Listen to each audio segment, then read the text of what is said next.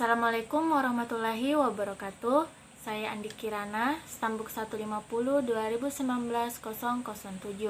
Di sini saya akan menjelaskan mengenai garam dan vetsin serta efek penggunaan, konsumsi yang benar serta penyakit jika terlalu banyak dikonsumsi.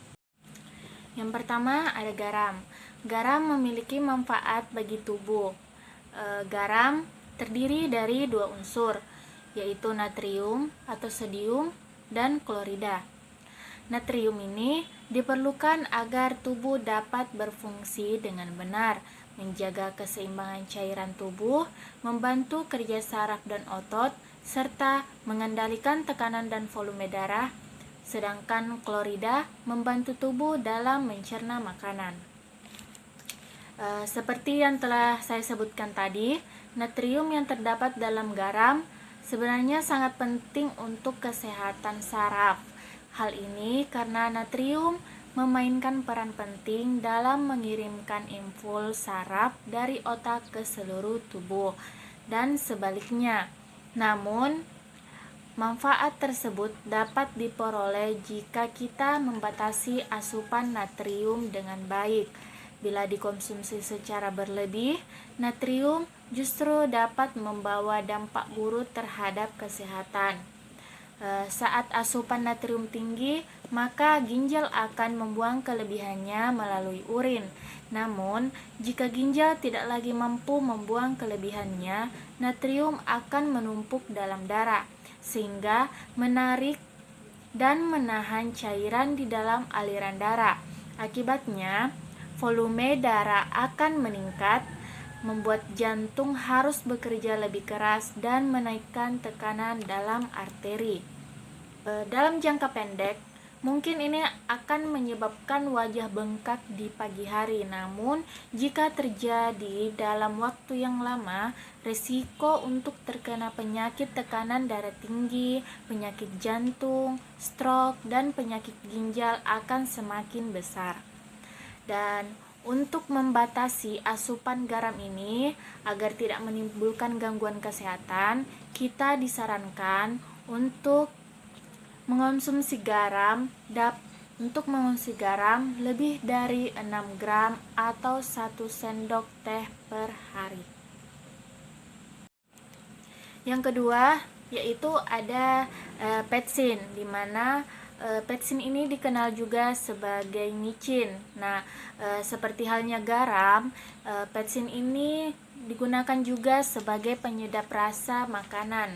Namun, kita disarankan untuk tidak mengonsumsi vetsin lebih dari 1,7 gram per hari agar efek samping atau dampak buruk dari konsumsi vetsin bisa dihindari. Adapun kandungan dari vetsin dalam makanan yaitu secara alami dapat ditemukan pada makanan yang mengandung protein tinggi.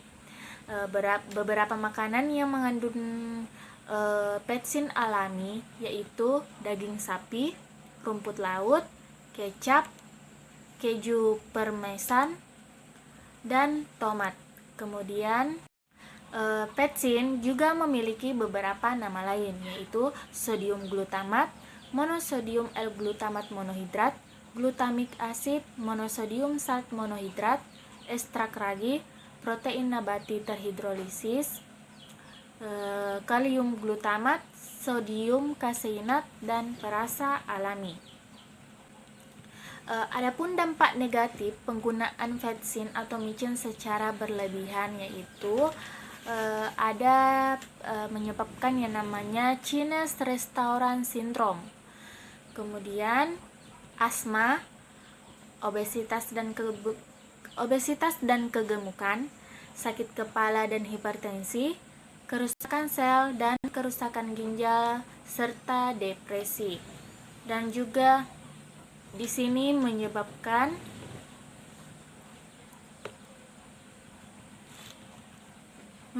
kerusakan sel saraf seperti hal yang sebelumnya saya jelaskan pada garam. Nah, dalam kerusakan sel saraf ini oleh pengaruh petsin, sejumlah penelitian menyatakan bahwa glutamat pada MSG dosis tinggi dapat bertindak sebagai racun yang menyebabkan kerusakan sel saraf.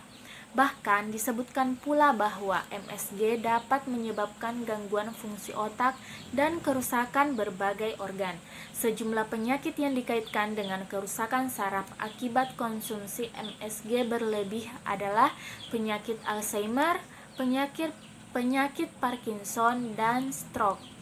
Jadi di sini kita harus memperhatikan baik penggunaan garam atau petsin dalam kehidupan sehari-hari kita agar tidak menimbulkan dampak buruk atau dampak negatif bagi tubuh kita sendiri. Sekian dari penjelasan saya mengenai petsin dan garam. Kurang lebihnya mohon dimaafkan. Assalamualaikum warahmatullahi wabarakatuh.